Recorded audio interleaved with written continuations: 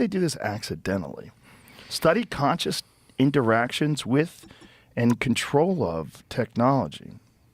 So I got this from someone in the U.S. government who's well, look. Let me just start by saying I don't know anything. Sent me this. The above is 100% legit. I was read into this program but told never to tell anyone. It's now been released. As you can see, it began as a result of my old program, AATIP.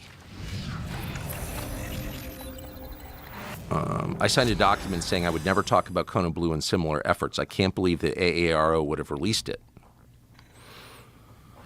Look, Yeah. I mean, here's what we do know, is that there's enough going on in the skies, but not just the skies, underwater, that the U.S. military has been forced to respond to it. So, like, move aircraft from one place to another because there are too many of these objects in the sky. That's actually happened. Chris Mellon just wrote a long piece about it. So it's real. The government is not controlling it. In fact, it's forcing the government, DOD, to respond. And we know that there is a real effort, and has been underway for a long time, to keep the public from knowing about it. But that's all known. That's established. I don't think any rational person would deny that. The question is, like, what is it, actually? I mean, now is sort of the point where you have to ask, like, what is this? And, so that's the How much of it do you think is ours? Well, none of it's ours. None of it. Well, I don't know. I mean, clearly, the U.S. government is huge. It's the largest human organization. There are, I think there are 2 million federal employees and another 10 million federal contractors, so who are effectively government employees but don't have civil service protection, for example. So that's 12 million people in a country of 340 million working for the federal government. So it's kind of hard to overstate how big the federal government is and how well funded. And so to say the government this, the government that, no, of course, it's people within the government. But yeah, they're working on all kinds of things, obviously, that are classified. But in general, no, they can't control these objects. So no, it's not American technology. Well, or Russian or Chinese. It predates, all of that.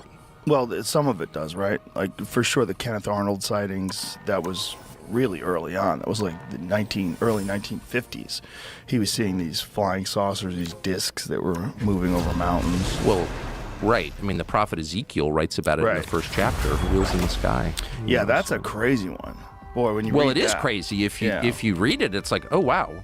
Yeah. And a wheel within a wheel. Not just, the Hebrew scriptures, like, it's all over every... The Vedic texts. Of course. So these are spiritual phenomenon. There's no evidence they're from another planet. I mean, I think that's the that's the lie, that they're from Mars. Look, space, the atmosphere is really well monitored, right? Both for defense reasons, but also because, like, it'd be nice to know when asteroids are coming.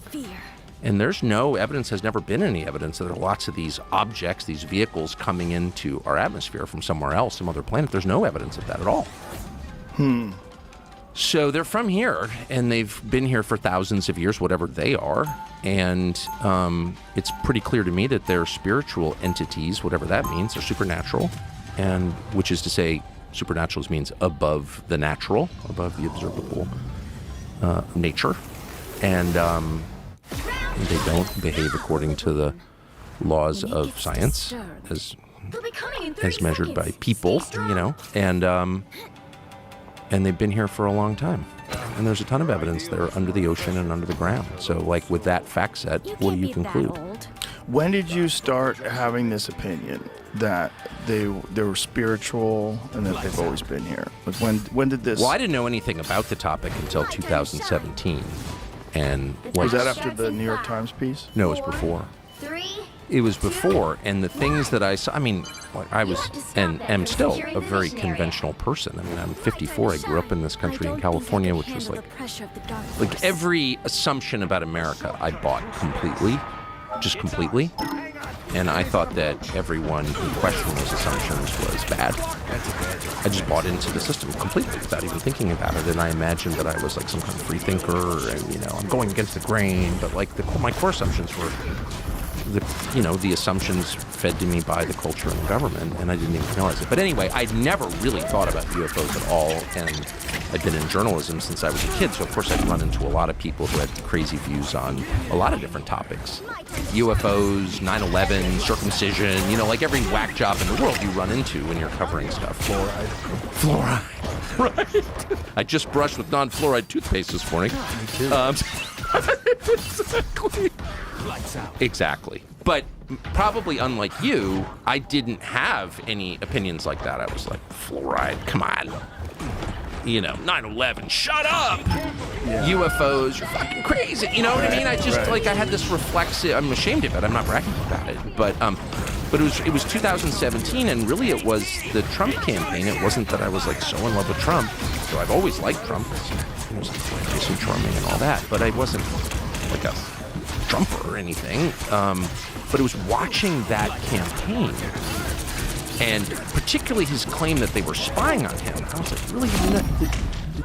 The intel services and federal law enforcement, FBI, do not spy on presidential campaigns. Like, that's so out of the realm. That's so easy. Like, that could never happen because, of course, there's no democracy. And fundamentally, we're a democracy, an imperfect one. It kind of lumbers along, you know, but, like, it's not fake. And then that turned out to be true, and I knew it was true, and that just blew my mind. So I began a process still ongoing of reassessing a lot of other things. Like, okay, well, if that was not true, what else is not true, and what else that they told me was a conspiracy theory might actually have some basis in fact. And then someone from, you know, a DoD employee reached out to me and said, actually, there's a ton of evidence that this UFO thing is real. And really? And so I started doing segments on it when I worked at the TV channel. And there was like a lot of mockery, but I was like, I don't care. I'm just going to do this. And then, of course, the second you start, as you know better than anybody, you start talking about something, then people reach out to you, and some of them are deranged, but some of them aren't at all. So I just started getting a lot of information from people and meeting with people, mostly in private. You know, come to my house, let's talk. And I decided on the basis of what they told me, and then I talked to a lot of people about it, that actually this is really a very heavy question. Actually, it's not the little green men question. It's a much bigger question, and it's really bad. It's really dark. And then I stopped. Then I was like, I don't want to know anymore because it's not helping me.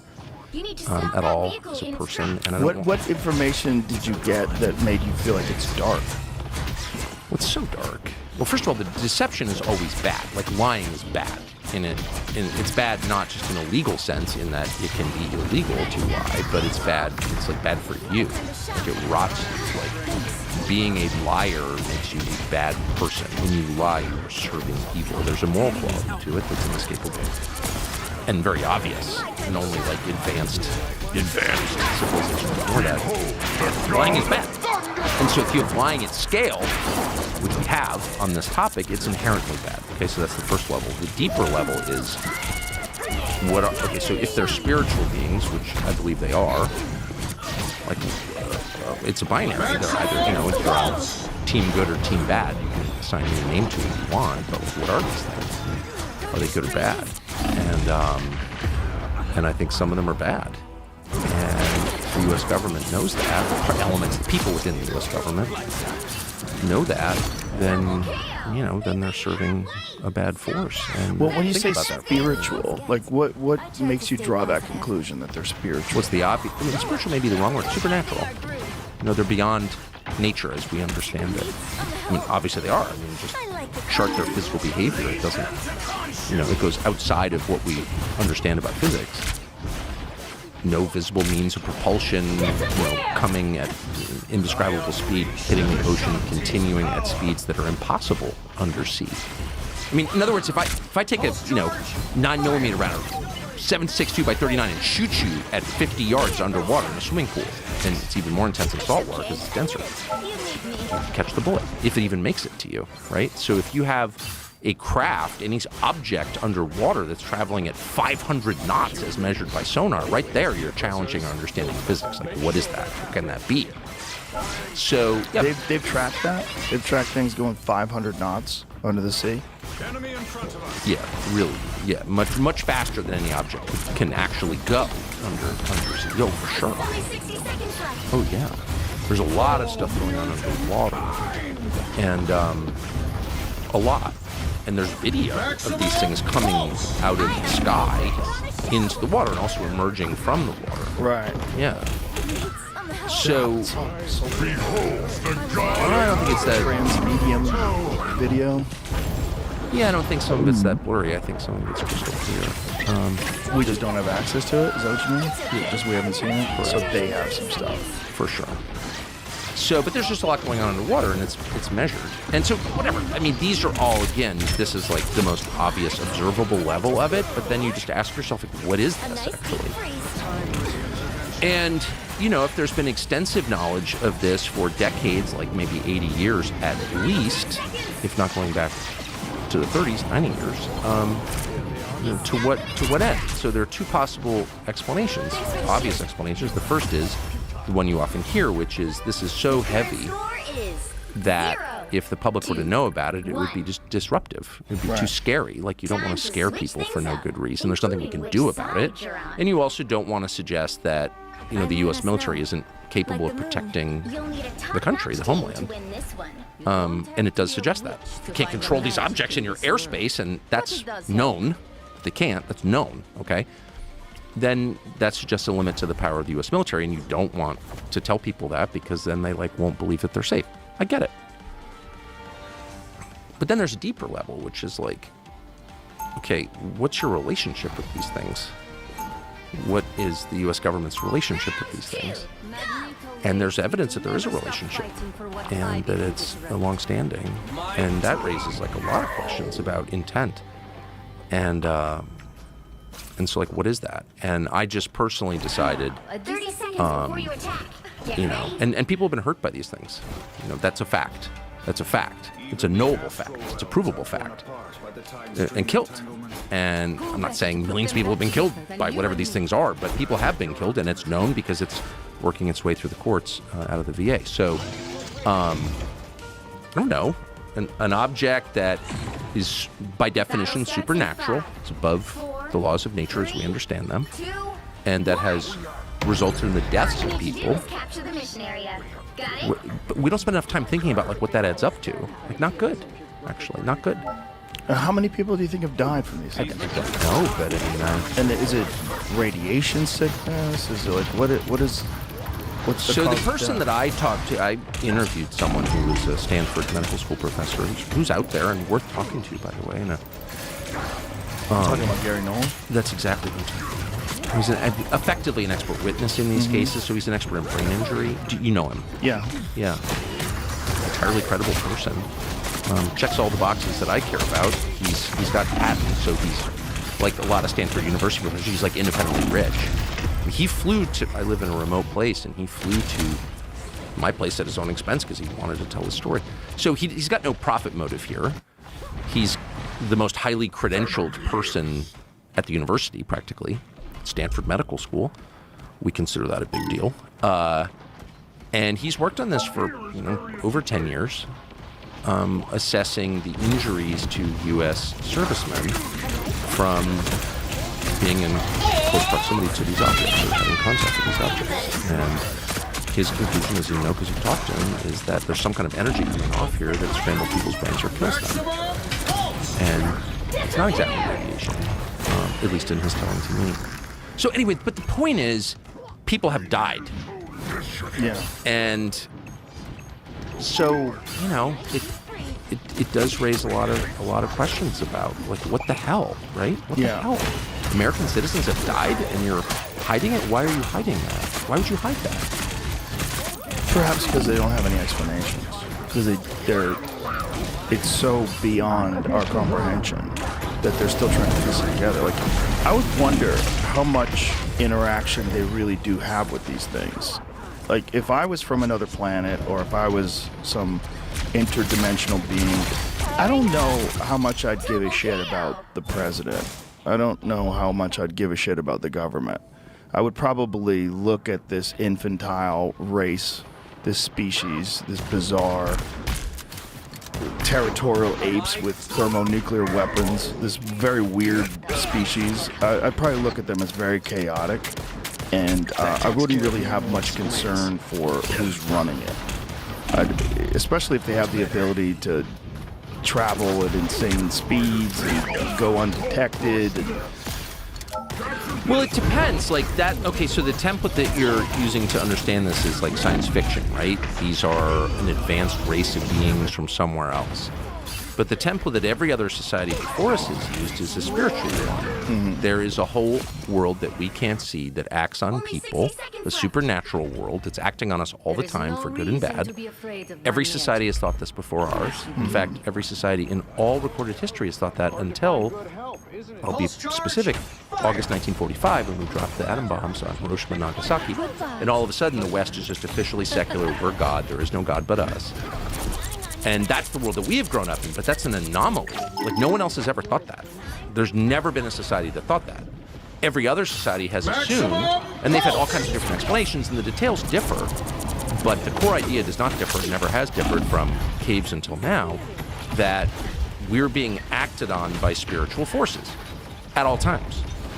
And so to someone born before, or living before 1945, I think it would have been much more obvious that this is the thing that every society has written about. And in fact, that battle, that unseen battle around us, that spiritual battle, has like been the basis of every society, of every religion, not just Christianity. So, like, it just, once you discard your very, very recent assumptions, relatively speaking, about how the world works, you're like, well, that kind of seems like the obvious explanation, right? It's not that obvious to me. So what's more obvious, do you think? Well, I don't think there's an obvious explanation. I think if I had to guess, some of this stuff is ours. And some of these things are propulsion systems that they theorized way back in the 1950s. Anti-gravity propulsion systems, things that can operate without igniting fuel and pushing something out, that they operate in some completely different way that utilizes gravity and almost can instantaneously transport to new places, essentially fold space-time. I don't know. So there's things that the government does where they have these programs. And the people that are sworn into these programs, whether they're the physicists or, you know, the metallurgists or whoever these people are that are working on these programs, they don't tell anybody. All their phones are monitored. Everything's monitored. There's a culture of secretism that's pretty intense. And it's not inconceivable that over the course of the last 70 plus years of them theorizing and then eventually implementing some of these things, that they've developed drones that can move in ways that the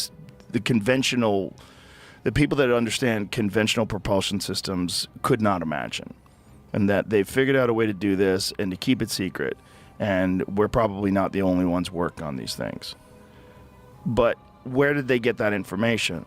And you know, you know Diana Pasulka? Mm-hmm. Do you know her work? Yeah. Like, they describe these crafts, these crash crafts, as donations, which is fascinating. They're like that they're left there. The crashed retrieval program, the crashed UAP retrieval program, is essentially they're going like, figure this out. We're gonna crash this thing here. You figure this out.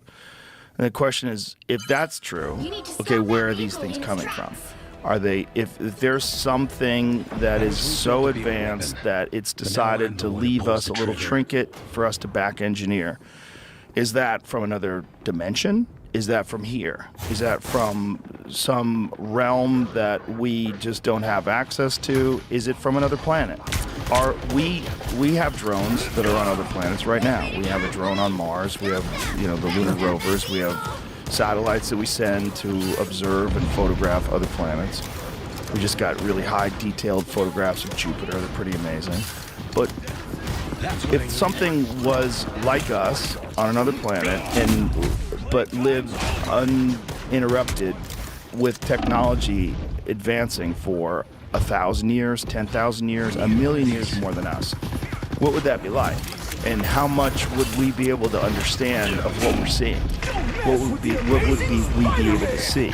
And this idea that we monitor our skies, sure, but if something just appears and disappears, essentially instantaneously, something literally can fold time, can fold space, and just traverse between immense distances almost instantaneously. What are we going to see? What are we going to see?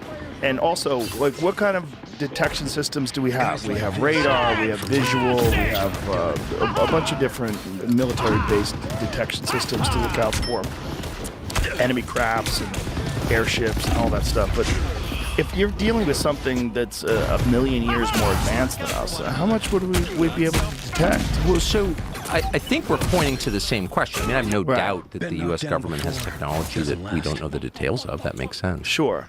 But, like, where did it come from? Right.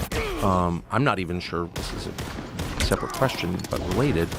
I'm sure we really know where nuclear technology came from, actually. And Really? yes.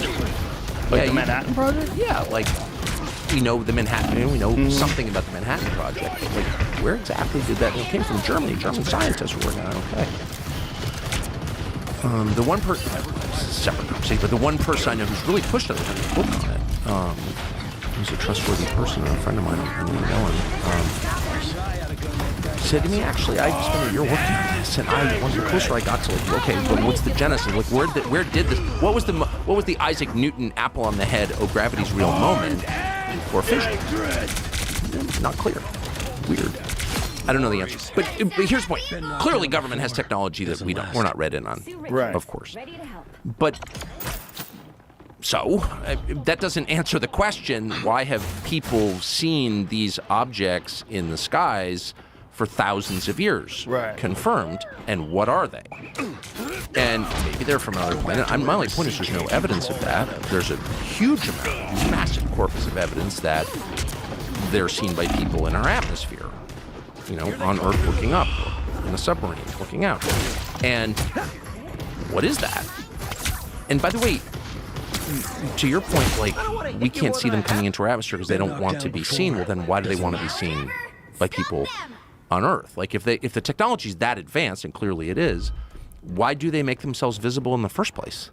Well, you know, when we study primates, one of the things that we do. Did you ever watch Chimp Nation on Netflix? We don't have a TV, but you I don't like have a the TV. sound of it.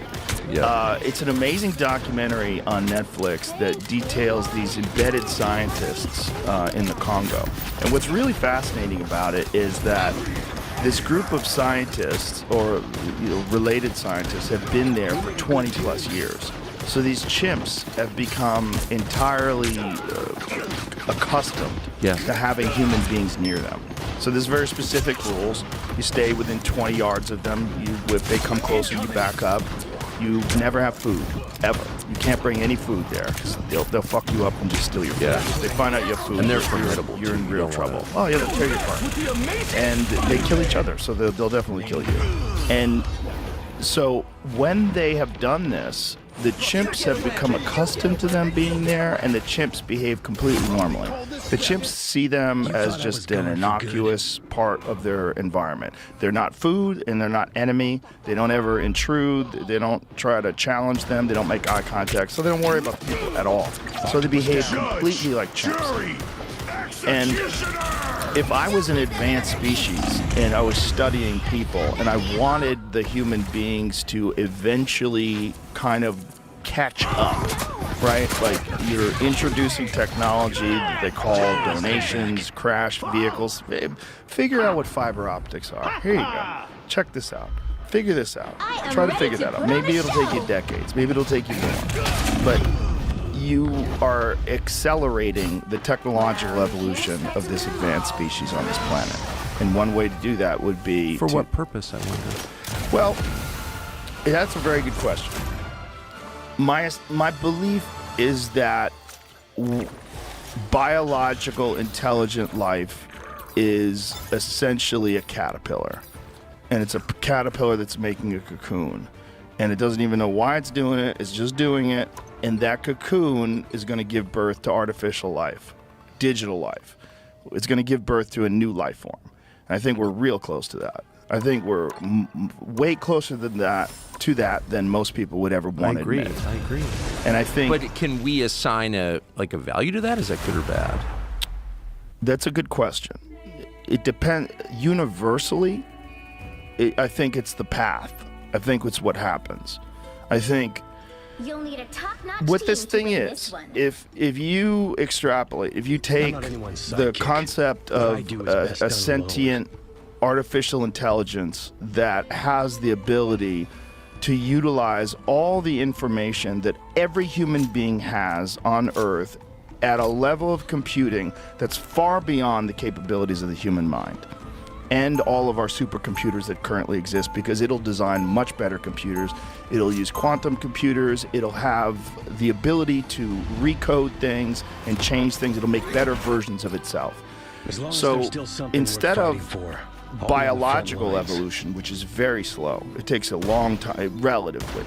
It's pretty quick, really, when you think about it. Like how long, it's not that long to go from being a single-celled organism to being a human being flying a plane. Really, relatively, over the course of a billion years, if you think about how long the universe has been around. But it's slow compared to technological evolution. I mean, 100 years ago, we didn't have shit. And now we could send videos from your phone and it'll hit New Zealand in a second. It's crazy. The stuff that we have now is beyond imagination. It's essentially magic for people 100 years ago. If that keeps going, it's ultimately going to lead to a life form. And if that life form has now untethered, doesn't have any problems with biological evolution. Now it's just about information and implementing the technology that's available and then increasing that technology and making it better and better. It essentially becomes a god. Because if you give it enough time, it has the ability to make better versions of itself, which will in turn make better versions of itself. It has the ability to utilize everything. It has the understanding of everything that exists in the universe. It's black holes, dark matter, everything. And it probably has the ability to harness that or even reproduce that. So when you take artificial sentient intelligence and it has this super accelerated path of technological evolution, and you give artificial general intelligence, sentient artificial intelligence far beyond human beings, you give it 1,000 years alone to make better and better versions of itself, where does that go? That goes to a god. It literally can create universes. What kind of god? So, I think of it this way. So, the first stage of the Industrial Revolution consisted of people building machines that were stronger than the human body. Right? So, the steam-powered loom. Sure. The backhoe. Combustion engine. Combustion engine. They replace muscles. Right. So, that's what the machine does. It becomes stronger than the human body. The second stage, which we're in the middle of, consists of creating machines that are more powerful than the human mind. Double kill. That's what computing is. And I would say AI or supercomputing is just that exponentially.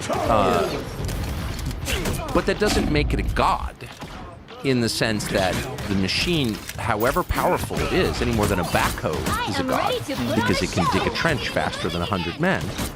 It's still something that people created. So the story hasn't really changed. At the center of the story are people, and their creative power may lead to unintended consequences, but the machines that they build did not make the universe and did not make people. People made the machines.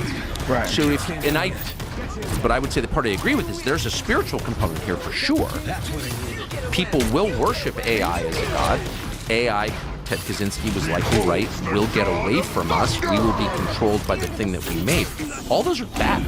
That's just bad. And we need to say unequivocally, it's bad. It's bad to be controlled by machines. Right. Machines are helpmates. We created them to help us, to make our lives better, not to take orders from them. So I don't know why we're not having any of these conversations right now. We're just acting as if this is like some kind of virus, like COVID, that spreads across the world inexorably. There's nothing we can do about it. Just wait to get it. It's like, no.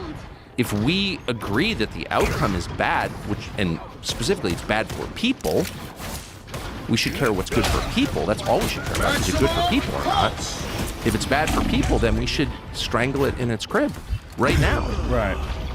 And why not just blow up the data centers? Like, why is that hard? If it's actually going to become what you just described, which is a threat to people, humanity, life, then we have a moral obligation to murder it immediately. And since it's not alive, we don't need to feel bad about that. Well, you could say the same about the atomic bomb, right? Yes, you could. And you could say that we have to develop it like Oppenheimer felt before the Nazis did. I love that. How'd that work? How'd that work? Well, I love, by the way, that people on my side, I'll just admit it, on the right, have spent the last 80 years defending dropping nuclear weapons on civilians. Like, are you joking? Right. That's just like prima facie evil. Yeah. If you can't, well, if we hadn't done that, then this, that, the other thing, that was actually a great savings. Like, no, it's wrong to drop nuclear weapons on people. And if you find yourself arguing that it's a good thing to drop nuclear weapons on people, then you are evil. Like, it's not a tough one, right? It's not a hard call for you. It's not a hard call for me. So with that in mind, like, why would you want nuclear weapons? It's like just a mindless, childish sort of intellectual exercise to justify, like, oh no, it's really good because someone else will get it. How about no? How about like spending all of your effort to prevent this from happening? Would you kill baby Hitler, famously? right. So I don't know why we're sitting back and allowing this to happen if we really believe it will extinguish the human race or enslave the human race. Like, how can that be good? Well, if God creates everything, God created the universe and God creates people, God probably creates a process.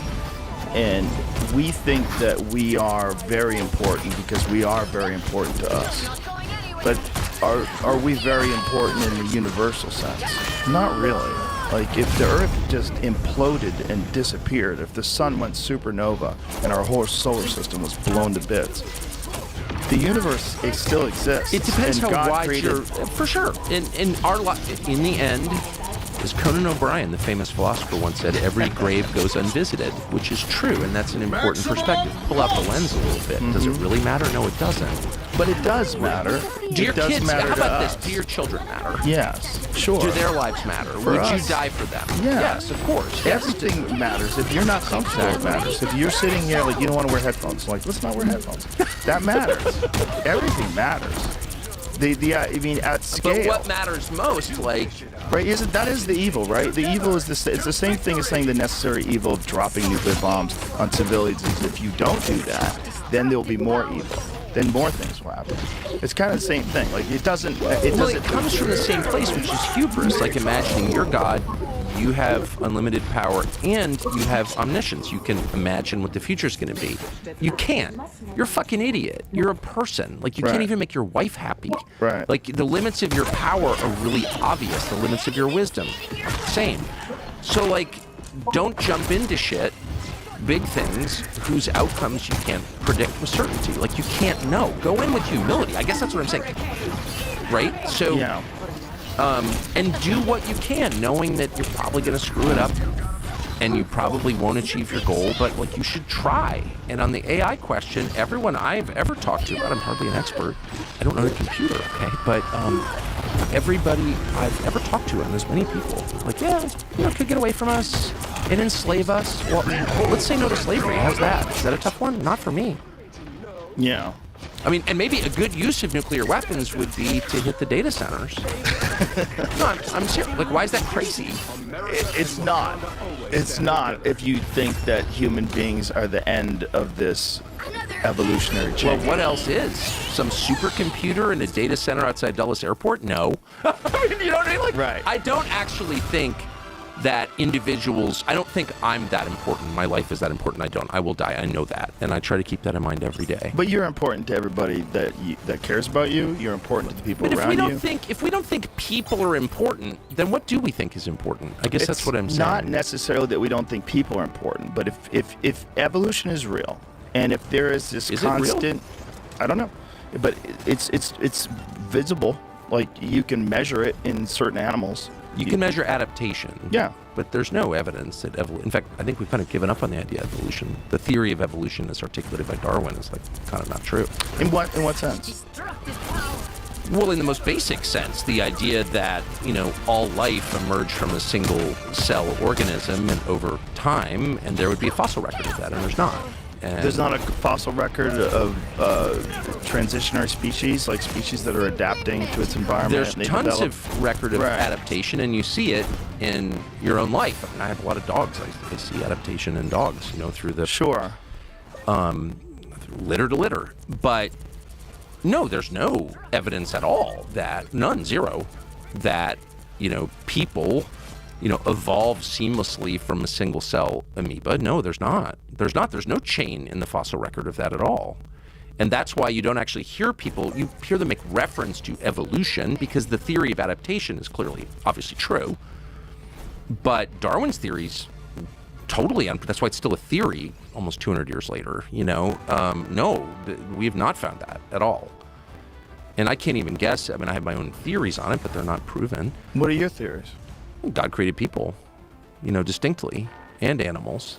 I mean, I think what every person on Earth thought until the mid-19th century, actually. Right, but It's not a new idea. they didn't have computers. They didn't have a general understanding that we have today of the process. Do you think we understand more now? Yes. Really? You don't think that we understand more We today? understand way less. We understand so little that we're actually sitting here allowing a bunch of greedy, stupid, childless software engineers in Northern California to flirt with the extinction of mankind.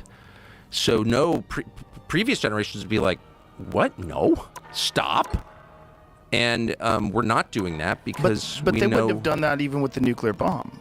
I mean, obviously the Manhattan Project was done in secrecy, but they wouldn't have stopped it because the imperative of getting this weapon before Hitler got the weapon was what it Well, was Hitler on was kind everyone's of mind. done by then. The Russians had pretty much extinguished any hope that would continue. But But not at the we were, beginning of the we were in the middle of project. the logic of war. At the that is commencement of the Manhattan Project. for sure. But the logic was the same, and it was 4 years of got to beat the other guy, got Yeah. it.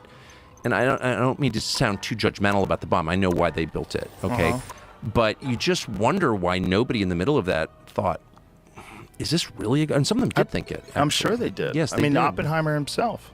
Of course, large organizations don't respond to the moral qualms of individuals very well. So that was whatever. It's well known what happened. But no, we should pause and ask: is the machine we're building worth having? And nobody seems to do that. And there are all kinds of economic forces, which nobody ever mentions, that drive that heedlessness, that stupidity. Like California, for example, is completely, the state both of us have lived in, is like collapsing. Yeah. And they're betting everything on AI. The tax base is going to be dependent on this technology working. Is and that really that's what they're betting on? Of course. That AI is... Did you see the Calif- most recent thing about the amount of billions of dollars they spent on the homeless problem with no trackable results? Well, they've had massive results. They've increased the homeless population dramatically. If you pay for something, you get more of it. And that would include fentanyl addicts. Oh, absolutely. It's been a wild success. I actually talked to Gavin Newsom the other day. Did you really? Yeah. And What's that like? Does he smell like sulfur? it was by phone. I was talking to him on the phone. It's such a weird... he smelled like something. That was too fast for me. Sulfur and hair grease. Yeah. No, but I was making fun of. I shouldn't even make fun of it because it's so tragic. But what's happened to the state and people living on the street? And what is his non-gaslighty perspective? He said, "Go back to Russia. You like Russia so much." I was like, actually, I'm originally from San Francisco, but I can't live there because. He really told you to go back to Russia? Of course. I mean, he was laughing. Whatever. He's a perfectly charming guy. They all are in person. But Of course. Anyway, I'm so far afield. But my point is, AI is being driven by the greed of politicians to some extent. And you'll notice that AI, by the way, as a fact, those data centers that drive our digital life, which is not life, it's actually death mostly. But, I mean, they're the biggest power draw. I mean, how much electricity does AI require? Like more than countries. Our grid can't handle AI just as a practical matter. Well, okay? our grid can't handle electric cars. Well, it can't handle air conditioning in the state of California, where I'm Right. from. So, Yeah. right. Right. If you live east of I-5, where it's really hot and you're not getting those ocean breezes, like your air, they have brownouts, like in Yeah. South Africa. It's Johannesburg now. So, but here's what's interesting is that none of the global warming cultists seem to have any concerns at all about AI. Why is that? Just like they don't have concerns about John Kerry's G4. Like somehow that's exempt. Really? AI is going to draw more electricity than anything else in the United States, more than steel production. Okay? Used to. And you don't have a problem with that, but you're totally against energy because it's destroying the planet, but AI gets a carve out, even though it's going to be the #1 energy draw in the United States? Let's go through your reasoning on that. They're probably not aware. Well, they're not aware. They're Well, mad the about my average- wood stove. I heat with wood.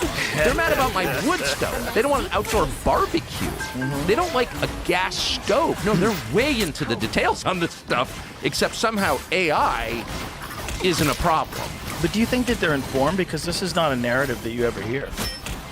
You never hear on Well, the I news. grew up in a world where a wood stove was considered wholesome and natural, and now it's considered... Smells good, too. Oh, it's the best. And the Oh. heat is the... I have a wood-fired sauna, which I use every day, and it's the great, it's one How of do you make sure it's the right temperature? Is it like an offset smoker? Like you have to kind of fiddle with it for a while Amazing. to get the right It's temperature? time-consuming. Yeah. No, I have a Finnish... the Finns are geniuses, but I have a Finnish... stove in it, and it's incredibly precise. I don't know if you ever use a wood stove, but there's a carburetor on it, Right. basically. Let's say now. like an offset smoker. Yeah, exactly. And it's Let a little so air. precise. I mean, it's absolutely crazy. I mean, you move it, a third of an inch, and it's just like the flame changes. So I use birch, which I love. And the whole process takes a while. I get it to 200, which probably takes an hour and 20. I mean, it's a thing. You like it hot?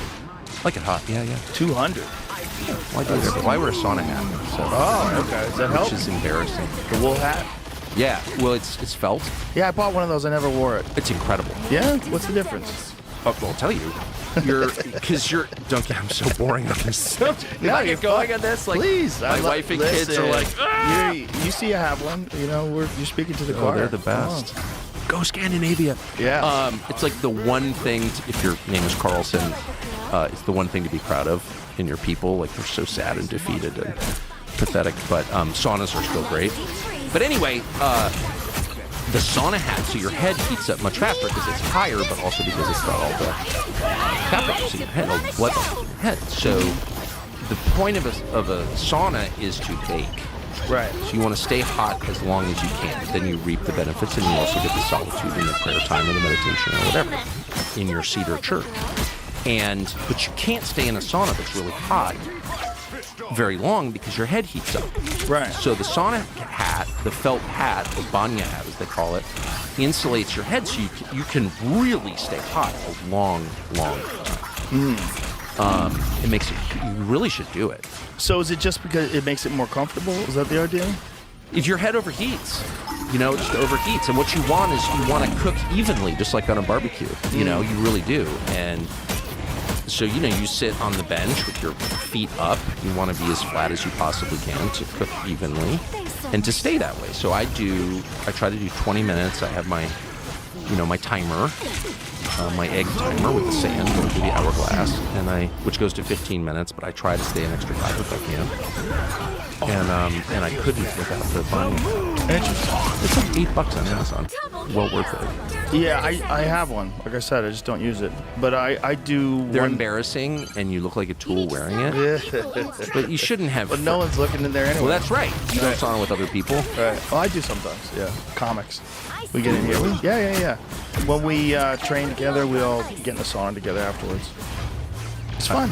The Rock was in there with us. No way. Yeah, The Rock worked out with us and then sat in the sauna with us.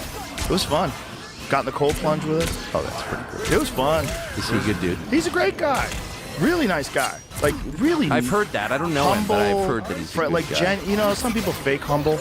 They fake it to look cool. It's pretty obvious. Yeah, he's not doing that. He's a real guy. The measure of humility is really, really simple. Can you tell the truth about yourself? Yeah. Well, are you just are you cool to be around? Like, he gives real hugs. You know, he's a real guy. He's real. He's a real guy. And when we hung out with him, I hung out with him for hours. I mean, we worked out for like 2 hours, and then we got in the sauna together. We all hung out, and then we did a podcast together. He's a genuinely nice guy. Like, you'd be able to sniff something out. Well, you can tell. Like, Yeah, you can tell immediately. something. You can tell something. You know, People are hiding stuff. yeah. But so yeah, I've done the sauna with other people. Well, I but do it by myself, so no one sees my sauna. I do it at 196 degrees. I do it for 25 minutes, and usually I don't. That's intense. 196 Yeah. for 25 minutes is a lot. Yeah, the last 5 minutes were rough, and I used to only do 20, but lately I've been doing 25. Yeah, just because it's more uncomfortable. The whole idea is just to make it more uncomfortable. I want it to be very hard to do, so that the rest of my day is pretty easy. So really hard workout. Cold plunge starts the day. That's the first thing I do is hard. It's 3 minutes, it's 33 degrees, it sucks. And then I get out of there and then I work out.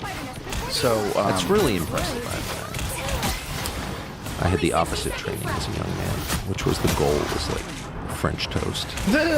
You know what I mean? French toast. Grind out the cigarettes in the syrup. Right. Well, I started doing martial arts when I was a young man, and when I got into it, it was the first thing that I ever did that, first of all, gave me a real understanding of the value of discipline and hard work. Yeah. Because you can get as good as the amount of effort that you put forth, and if you put more effort and you're more intense and you're more driven than other people, you beat them, and you start beating everyone. And you start becoming this thing that you never thought you could be, which is someone who's extraordinary at something that's very dangerous. And so that was my formulation as a man, like that helped me go from being this like confused kid to being someone who understands like, oh, there's a path, and most people don't want to do it, but if you can do it, if you can do this dangerous thing that people are terrified of and just do it ruthlessly all day long, like live it. I lived at the gym. I mean, I taught all day long. I trained all day long. My whole life was dedicated to martial arts. So I got really good really quick. And it changed the whole trajectory of my life. And it instilled in me this understanding of the value of dedication and of a singular commitment to something. To really being, while you're doing it, you're not distracted, you're fully focused on improving. And through that, you could apply that to all aspects of your life. But we all encounter difficult things in life. And there's this saying that I love. It's a really great saying that the hardest thing that's ever happened to you is the hardest thing that's ever happened to you. If it's a parking ticket or if it's your parents being blown up by a drone, it's still the hardest thing that's ever happened to you. If you've had an incredibly easy life, like most people today, they complain about the dumbest fucking shit because to them, that is their primary focus. They don't have a real existential threat. You remember how nice everybody was after 9/11? Very. It was crazy. California was patriotic.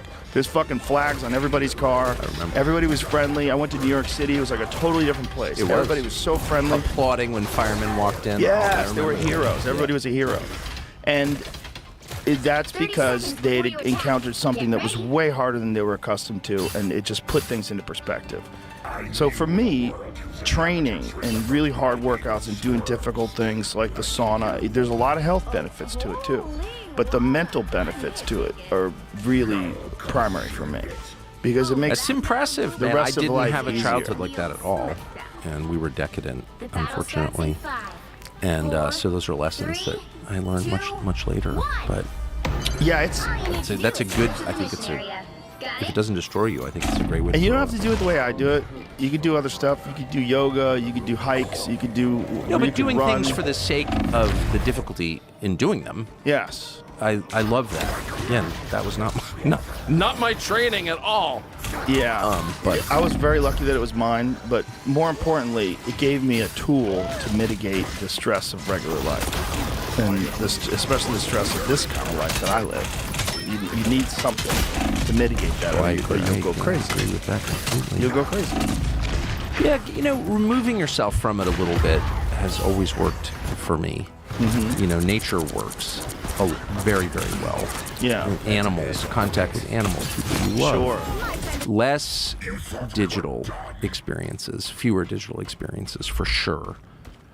I think that this stuff's not good for you. It's just so obviously not good for you. I was having this conversation with Michelle Dowd yesterday. She is a woman who survived an apocalyptic cult. She was raised in an apocalyptic cult and kicked out when she was 17 because she snuck out to go see The Color Purple. They weren't allowed to go see movies. She'd never seen a movie until she was 17. She'd never seen a movie, and her first movie was The Color Purple. And then they kicked her out. I can kind of see get that. out I of mean, cult. what about Raiders of the Lost Ark or something? The Color Purple? was the first movie she'd ever seen. No, but like, A boy. see one movie that's The Color Purple? Well, a boy invited her to the movie. Come on! But could you imagine never seeing a movie or even a television show Can't your whole imagine life and then seeing dating The a Color boy Purple? who wanted to see The Color Purple. Like, Well, there's so much going on here, Joe.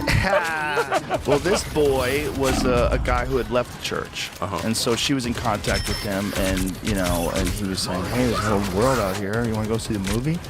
And she's like, "Okay, let's go." Yeah, I mean, obviously, look, I'm totally against cults, obviously. On the other hand, you gotta ask yourself, like, I don't know, is your average Amish teenager happier than your average conventional American teenager on Instagram? And of course, the answer is, oh yeah. Well, they certainly have less instances of autism, which is really fascinating.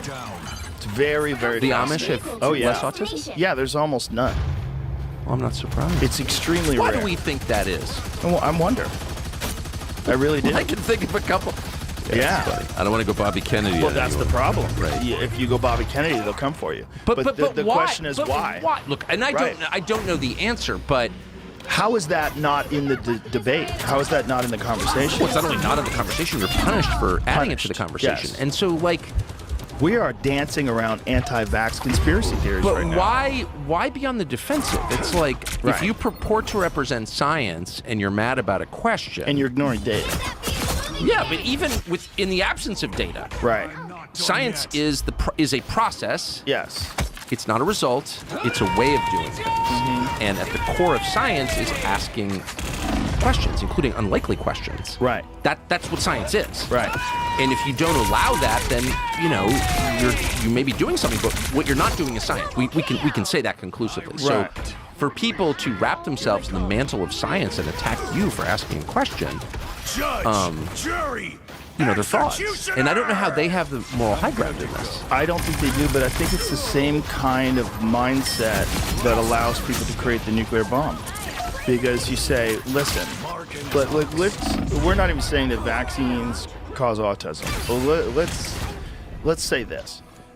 If you're looking at all the data of all the things that cause autism and you see that the vaccine schedule ramps up considerably and then you have autism, which seems to at least be more diagnosed than ever before, people will instantly say, we stopped polio, we stopped smallpox, vaccines have saved millions of lives, and they're probably right. We dropped that bomb to keep Germany from dropping that bomb.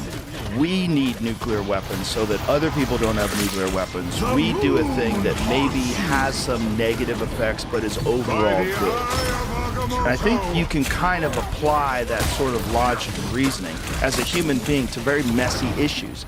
I think and people we do all that. do, by the way. People do that with abortion, right? Sure.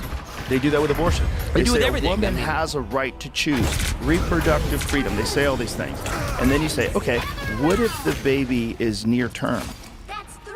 What if it's 6 months old? What if it's 7 months old? And people don't want to have that conversation. Why? A woman has the right to choose. You're a fascist. Stay out of women's Does bodies. a woman have a right to kill you if you annoy her or inconvenience her? This is Like, where what it are you gets weird. It's saying? like, when is it a life? But it is one of those things that, to me, is a human problem. Whereas humans have these very messy interactions with some things that don't line up with their ideology. And there's an ideology of science worship. There's an ideology of authoritarian worship. The bodies of science have bestowed the truth. If you ignore it, you're a science denier. And, Those are political terms or theological terms. They're not terms rooted in science. And look, we all make trade-offs constantly. I'm back in the fight. everything's bad. It's a shit sandwich versus a shit croissant. I'll take a shit croissant. It's smaller. You know, like that's a daily experience for everybody. So I get that, and I don't think everything is moral absolute either. You know, we don't even know sometimes whether a decision will result in good. So like, it's very complicated. I totally agree with that. What I object to is the absence of reason. Right. Like, you have to believe, because I think it's true, that if you're reasonable, that you can reach maybe not the perfect decision, but a better decision. And if we don't believe that, then we're just in the land of witchcraft, and let's just admit it. So, the lack of reason is what freaks me out. Well, it's ideological capture, right? Because there's certain things that if you're on the right side of these subjects, the correct side, whatever your ideology believes, you can't differ from the doctrine. There's a very clear That's doctrine. just religion, then. It is. Yeah. It is religion. So I'm very pro-religion, but you can't have a religion that's too stupid and destructive. If your religion winds up hurting a lot of people, then I'm against your religion. Like, that's right. Yeah, I think, but even some really good religions have aspects of them that you could say were overall detrimental to the people that were Sure. Well, absolutely, you could encountered say with that. them. Yeah. I think that kind of thinking, I think cult thinking, whether it's Scientology or whether it's Christianity, or there's like a type of thinking, or that's woke. Woke is clearly a cult. It's a mind virus. And I think that it's so trite to call it that now. It's like whatever this thing is, this leftism, this Marxist sort of ideology that's waving its flag and indoctrinating people in this country. It's very similar to all kinds of religions. It's very similar to fundamentalist religions that have always existed, in that everybody has to believe very specific things, and you can't differ. You can't differ from the doctrine. And when here's another way to think about it that I've been meditating on this a lot. Yes, religion, politics, they're all kind of melding. It's hard to know where one ends and another begins. Right. So maybe a simpler and more useful way to think about it is truth or falsehood, lying or honesty. Maybe just assess everything that way. Is someone lying? Right. I don't care what your justification for it is. Lying about vaccines. They've lied a lot about vaccines. And they've done it, I think, in most cases because they feel like they're serving some greater good. Right, Like well, that's the narrative. Right. We can't tell people that there are vaccine injuries because they won't get vaccines, which are good for a big population. I understand the thinking. But how about this? You can't participate in lying. You can't lie. You can't lie, and you can't. Period, though. You can't lie about anything. Just don't lie about anything. Try to tell the truth all the time. If you can't say something that's true, just don't say it. Right. You're not required to say everything you think, obviously, and you shouldn't say everything you think. But you should never lie. And if you just stick with that, like, you get pretty quickly back to reason and order, don't you? Yeah. No, you're making complete sense. And I think that this is the problem when people have information and power above other people. Right? Which is the problem of governments, which is also the problem of cult leaders. You know, cult leaders, they get completely infatuated with this idea of being omnipotent and this power that has control over giant swaths of people, and you get to dictate their behavior and you get to tell them what to think. That's very intoxicating, and it's common. It's common in that it's always existed throughout human history. It's a thing that people do when they get power. They abuse the shit out of it. And if they think that you're too stupid to know the truth and that they're better than you, because they do think they're better than you because they're running things. It's a natural inclination. It's a natural thought that people have. If they're the ones, if you guys are a bunch of dopes that are just listening to my orders, and I tell you how to live your life and what to do, I'm naturally going to think I'm better than you. Well, people have lived under those systems since there have been systems. But always. What makes it particularly galling and hard to live with is when you call that system a democracy. Right. That's too dishonest for me. I would much rather live in a monarchy where everyone thinks the king has been assigned by God to rule over us, and his whims are law. And, that makes sense. I don't like it, but at least it has internal coherence. Right. When they stand up and pass a $60 billion funding bill for Ukraine, when 70% of the population doesn't want it, when they're ignoring the actual problems in our country, like the economy and the border, and they're hauling in Congress over the weekend to pass something that people don't want while ignoring the things that people do want. And if they do the same kind of thing again and again for like 50 years and they call it a democracy, that will drive you insane. Yeah. Because it's just too dishonest. Why not just say, we don't give a shit what you want. We are getting something out of this Ukraine funding, whether it's like the thrill of being masters of the universe or whether it's money from the defense contractors, whatever we're getting out of it is more important to us than your opinion. This is not self-government. You don't run this country. We do. Shut up and obey. If they at least said that, you'd be like, okay, I get it. Those are the terms. But if I get another fucking lecture from Joe Scarborough about defending democracy, when this is not a democracy, it's not even a close approximation of a democracy, then I'm going to go crazy because I just can't deal with the lying. Yeah. Does that make sense? It does make sense. What's interesting is that there are people saying that now. And I think that's a relatively new thing in terms of mainstream media. And I consider what you do on X mainstream media. I mean, this is what we're on right now is essentially mainstream media. It used to be, you could call it, there's corporate controlled media. I agree. And that used to be mainstream media. Mainstream media used to be CNN. It's not really anymore. Mainstream media is what, in terms of the volume consumed, more people are consuming things on Twitter, on X, than there are on anything else. They're consuming information through the internet, through YouTube, for good or for bad, whether it's correct or incorrect. They're consuming information in different forms now than ever before. So more people are saying what you're saying than have ever said it before. And when people lie and when people bullshit and gaslight, it's more offensive now than it's ever been before because there's so much access to truth.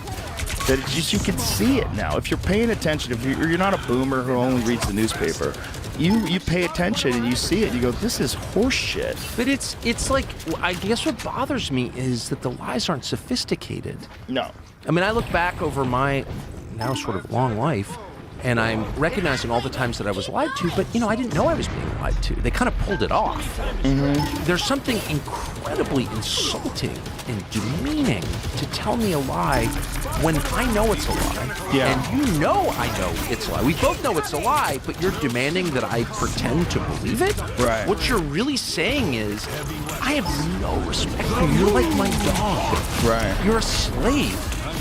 Like, I'm demanding that you participate in my life. Right. The lack of stealth.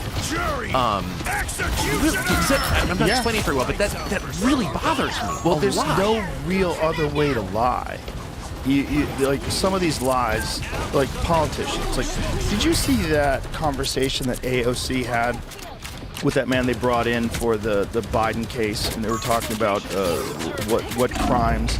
And she was like grilling this guy. What crimes did you see Joe Biden? Did he steal anything? Did he steal bread? Like, I forgot what she said, and he was trying to explain what they were, RICO crimes, and she was saying RICO is not a crime. I saw It's this. a category of crime. Okay. All right. But like, Tell that to the Genovese family. not only that, it's just so dumb to say that publicly, like, and say it with confidence, and to tell a person. That's the thing. The marriage of ineptitude and high self-esteem is. Yeah, it's really the marker of our time. It's like, I have nothing against dumb people at all. My dogs are dumb, and I love my dogs. No, I'm serious. I don't think God cares about your intelligence, right? Only people care. And so it's not a moral category, and stupidity is not someone with Down syndrome, I really believe are better people than I am. Yeah. More likely to go to heaven. So I'm not attacking her for being dumb, but the idea that a dumb person has the White House press secretary is in the same category, who has no idea she's dumb. She really thinks like she won the prize, like she's the most impressive, like I'm White House press secretary because I'm the best talker in America. It's so crazy, and yet the smartest people I know are very often like, they have humility. Well, also she's following Kayleigh McEnany, Is that how you say her name? I don't really know who that is. She was the last White House press I secretary. know, and you don't know who that is? She's the GOAT. I sort of do. She's the GOAT. Greatest White House press secretary of all time. She's the best. I had stopped paying close attention Bro, by that she point. had all the documents. She would kill them. Whenever she would get called out, like whenever there would be a question, she'd say, "That's interesting," and then she'd open it because you said this, Yes, and your yes. paper said that, and CNN said this, and she would call them out on stuff, and she was just really, really well prepared. I and love that. Very articulate. She was wonderful Well, at good the for job. her. I mean, that's what it should be. But she was operating under President Trump, so But it's just- obviously she's demonized. It's just. I kind of can't believe you don't know who that is. No, I don't. I You know know she is. who it is, but it's just funny. She's the GOAT.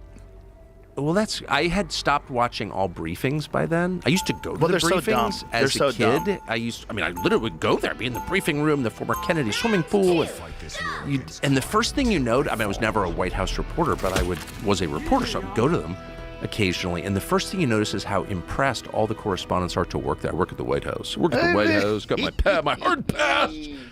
And then the distance between that little credential they were so proud of and the reality of their lives was like insane. Like they're in this tiny little room. They're being treated with total contempt by the White House staff who thinks they're just fucking animals. It's like, shut up. They're eating out of vending machines. And this was a different time, right? So like when I was working as a journalist in Washington, like we went out to lunch every day at like a good restaurant and charge it to the company. And like with your sources, we're like, we had lunch every single day like civilized people. I don't even think that exists in the world anymore, where you had time for lunch, where you weren't just so under the gun from your corporate masters that you had to like get back to work.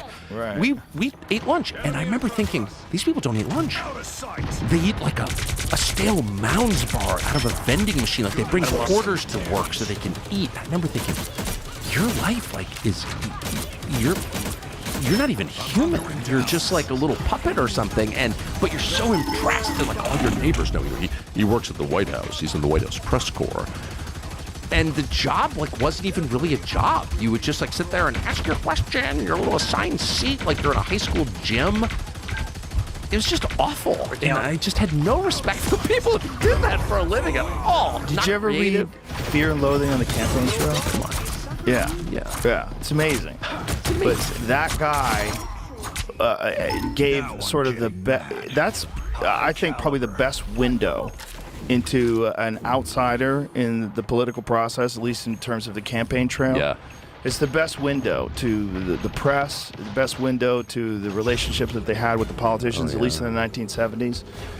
It's an amazing book. I was talking to a campaign reporter. I never do that anymore, but I was this week actually, and he was telling me it's totally different. Like when I did it, we were all on it was bad actually. It was because it just cultivated groupthink, which was then leveraged by the candidate for better coverage. Like the whole thing was kind of an op actually, but it was at least fun. Like you were on a charter plane and like you're flying with everybody and you hit 3 or 4 cities a day and like there are cocktails on the plane and naughty behavior and like they fed you and they kind of dealt with everything for you. It was fun. It was like a road trip, right? And now it's just like grim. They're all driving alone in their little rental cars to some obscure town in Iowa to sit there with no access whatsoever to the candidate, write up their little reports, and then they get back to their hotel and they're like writing up more for the website, and like it's just it's such a bad job actually covering politics that only the people who couldn't make it in any other business are doing it. It's like a reverse meritocracy. It's only the most power worshippers would ever do a job like that. Well, like critics. Yes, Yeah. that's exactly Most right. critics want to be writers. They're like the worst people. Just as people. Like, well, you've actually been in show business. You've got a better experience with them, or you have a lot of experience with them. But I've known a lot of them who work for magazines or newspapers that I work for. And they're the kind of people who have a lot of cats and all the cats hate them. You know what I mean? They're just like the lowest. They all have some like sort of weird like wandering eye and they're fat and they're like super into porn and totally isolated from everybody. I actually worked for one of them for a while who was a critic for the New York Post. a guy called John Podhartz, and he was one of the weirdest, most unhappy people I've ever met in my life. And he would come into my office occasionally, and he would rub he had a really hairy back, and he would rub it against the door frame. Like say these kind of obscure. He was stupid, but he didn't know that he was. I mean, he was actually kind of dumb, but he didn't know it, and he would kind of philosophize. I was like 10 years younger, and I was his captive, so he would just like lecture me as he was rubbing against the door frame. And one time we went out to lunch, and we all had drinks. Of course, this was like mid-90s. He didn't really drink, but he ordered this drink with like an umbrella, and it had a piece of watermelon on the rim of the glass. And he took the watermelon and ate it, and then he ate the rind. I'll never forget that, watching him eat the rind and thinking, of course this guy's a critic. It's true love. He was editing this magazine, but like his real interest was in writing about movies. They're just sad people. Did you ever read, Siskel and Ebert? Did you ever read when Roger Ebert wrote a screenplay? No. It's very bizarre. It's really sexual, very strange. It's supposed to be terrible. Of course, I've read passages in it, it's terrible. but I remember going, oh, okay. Yeah, they're not creative. They're creative adjacent. Well, they don't have anything to contribute. That's what I'm So saying. They don't have shit creative on- power, right? Yeah. So they're Well, mad about that. They probably could figure it out if they had a different mindset. I think creativity is in everybody. It's just a matter of how 100% it's in everybody. It just requires honesty. Yeah, And and the impediment to creativity is lying. Sure, and yeah, I used to say that about joke thieves. That one of the real problems with joke thieves is when they get caught, and then they have to write their own material. And the problem is, they don't understand the language. They just know how to say the sounds. Like, if you told me what to say in French, I can't speak French. But if you told me what to say and I practice it, and I said it right, you'd think, wow, that guy fucking speaks French. Yes. So that's what comedy's like. So if you got a guy who knows how to repeat other people's jokes, but he doesn't know how to create them. See, comedy's one of the rare things where someone, like you get a guy like Shane Gillis, that guy writes his own stuff, he edits it, thinks it out in his head, he performs it, he produces it, he changes the order of things. I love that. It's a complete, everybody does it pretty much the same way. There's a few guys that hire writers, and that's honorable. There's nothing wrong with hiring a writer. And it gives jobs to other comics, because some comics are just really good writers, and they're not so good at performing. And so people will work on stuff, they'll collaborate on stuff.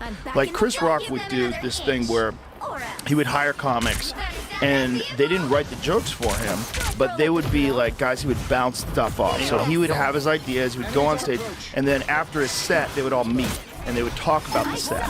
And, guys would have taglines, like, you could say this, oh, great, and write that down, they're adding. So it's a collaboration. So you have the master, you have Chris Rock, who is so open-minded and intelligent and humble that he brings in other masters and says, tell me what I'm doing wrong. Tell me what I can change. Tell me what I can make better. And they work together. And then there's people that are essentially ghostwriters. They hire comics to write jokes for them, and they pretend they're theirs. And they don't really write them at all. So that's another level, which is also Does honorable. anyone who does that get successful? I don't know. Not top shelf. They get close. They do well. There's people that have people write for them and they do well, but they're not the guy that everybody goes to. They're not David Tell. They're not the guy that everybody goes to see. They're not like David Tell's the guy that comics go to see when he's in town. Yes. Like he's a master. You watch him, he's Yoda. You're like, Jesus Christ. Like, how is he so good? Well, he's so good because he writes every day. Because he's sitting with fucking a pack of cigarettes and a cup of coffee every morning, writing things in a notebook. And he's practicing every day. He goes on stage constantly. And it's that Japanese term kaizen, where you take this one thing and you just refine it to its ultimate mastery. That's what he's doing. So these guys who pretend to be that and steal jokes and then they get caught, then their material drops off a cliff. It's so obvious because they're frauds. Yeah, also because the very thing that allows you to steal someone's jokes, that's an ego thing. That's I want the laughs. I want to be the man or the woman. I want to be the fucking one up there showing everybody, look how amazing this person is. That's right. Look how amazing. That's the opposite mindset that's required for creativity. So creativity is not about you. Creativity is about the ideas. Creativity is about things. Creativity is about how does this concept work with these other concepts? How do I get it in the most digestible form? If I was an audience member, what would it be like to feel this?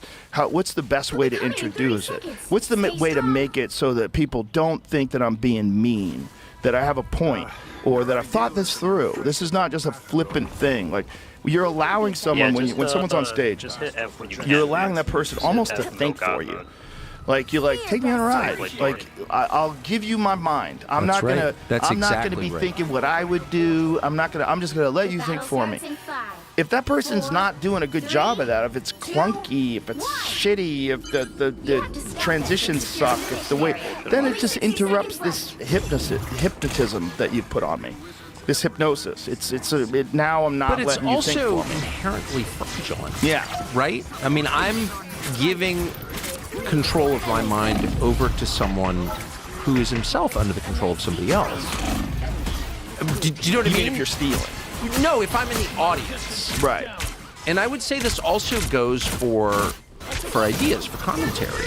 You know, that's not funny, but that's real. Right.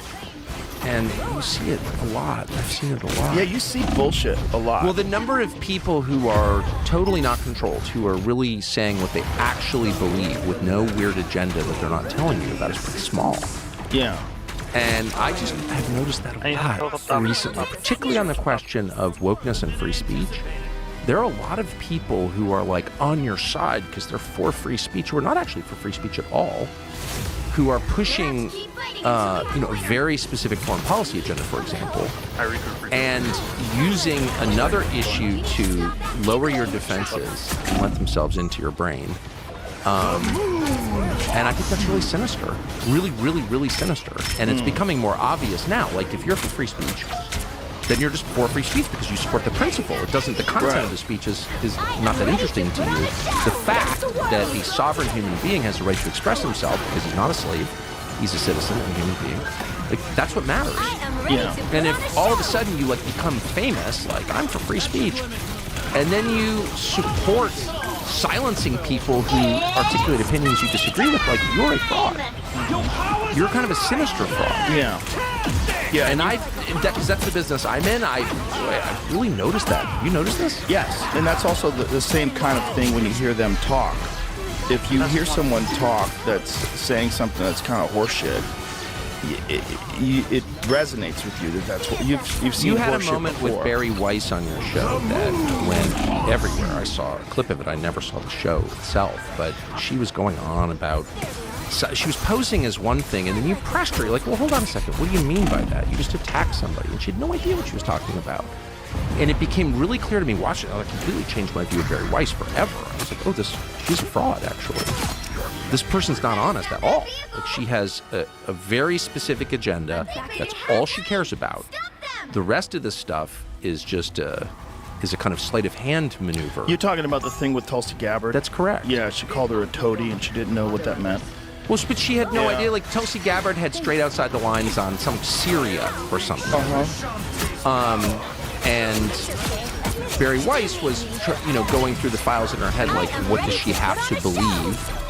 And she was aware that, Tulsi Gabbard had somehow violated that in a way that no one's willing to say, like, in detail to fully articulate. What did Tulsi Gabbard do wrong? No one will tell you. She's just bad. Yeah. And then what that revealed about Barry Weiss is she's completely dishonest. Like, she's a liar, actually. You can't, by the way, if you attack somebody, particularly personally, and can't explain why you're attacking the person, they're probably going to see it like, that's not acceptable. You're a dishonest person if you can't explain why. I think it's a common thing that people do in private, and they get accustomed to speak. Like, we're talking like we're talking in private. We're just two people talking. Right. So people get accustomed to saying things without being able to back them up. Like, oh, he's a vaccine denier. Well, I've oh, done a he's ton of that in my life. Yeah, I have as and well. because I'm an asshole. So it's like, I just don't like that person. Okay. I have as well, but what I'm saying is I don't know how much time Barry Weiss had spent doing podcasts before that. Well, she'd I think spent, look, I'm just saying, like, But I think it's important to be honest about what your agenda I think she is honest. I think she is honest, and I really like her. Yeah. I like well, talking I'm not to her. against, She's a very intelligent not person. against her personally. I just think that was a mistake, and I think you're allowed to do that and hopefully learn from that. And don't do that anymore. Don't say a thing that you. And I've done that. I've definitely done that. I've said a thing, and I wasn't really exactly sure what I was talking about. Oh my gosh, I do that every day, Yeah. and I may have just done it with Barry Weiss. So let me be a lot more specific about what I mean. If your agenda is neocon politics, which is her agenda, just say so. Don't pretend to be a defender of free speech as a principle, which is what she does. How is she a defender of neocon politics? Barry Weiss? Yeah, like what specifically? Well, anyone, including me and Tulsi Gabbard, who thinks that America shouldn't be funding wars that don't help America, she will attack as a traitor to America or whatever it takes. And so, no, that's her main interest, which is fine. And by the way, I actually have friends who I disagree with really strongly on this question who believe in neocon politics. Doesn't mean they're terrible people or I hate them or I'm not friends. I'm still friends with them. But they're very direct about it. This is what I care about. Okay, fine. You know, I really care about bird hunting and fly fishing and or whatever. I can, you don't. That's totally cool. But be honest about it. So if your job is to defend the right of free people to say what they really believe, then go ahead and defend it. And if somebody is not allowed to speak or fired from his job for having an opinion that you disagree with, defend him anyway. I just interviewed a guy who is a black nationalist socialist, okay? So I'm obviously not much of a black nationalist. I don't know if you're aware of that, but I'm not. And I'm not a socialist either. But this guy is facing prison time under the Biden DOJ because he said things they don't like about foreign policy. And I just interviewed the guy for an hour, and it was like, because on principle, you should be able to say what you think, period. What is this gentleman's name? He was actually it turns out I loved him. And I'm embarrassed I can't. He's a member of a pretty small black nationalist socialist group. It's like the Revolutionary Black Nationalists or something like that. They're out of Southwest Florida, and he's literally facing prison for repeating Russian disinformation. He's not even accused of doing anything. He's accused of saying things the Biden DOJ doesn't like. Well, what were these things that he said? Repeating Russian propaganda About the invasion of Ukraine.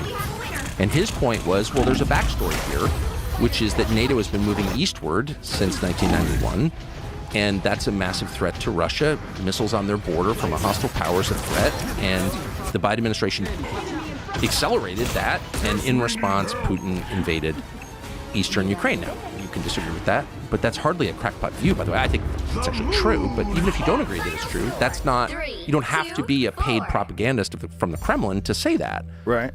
I have said it. I'm not a paid propagandist. Is this a gentleman? That's him right there. 4 Americans from a black empowerment organization work with Russian intelligence to spread propaganda, feds Yes, say. to spread propaganda. Now, propaganda, first of all, there's a lot of propaganda. But Scroll up a little on that, Jamie, so I can read what this is saying. Oh, okay. Right? So that guy is guy right there. Okay, subscribe real quick. Yeah, the People's Democratic Uhuru Movement in St. Petersburg. So he spoke with someone in Russia. They spoke with people in Russia, and then he's not. No. He is being. He's charged with felonies. The FBI raided his house. The first thing they did was cover up the security cameras, and they went in there and arrested. They got raided by the FBI. Okay. Russia's Foreign Intelligence Service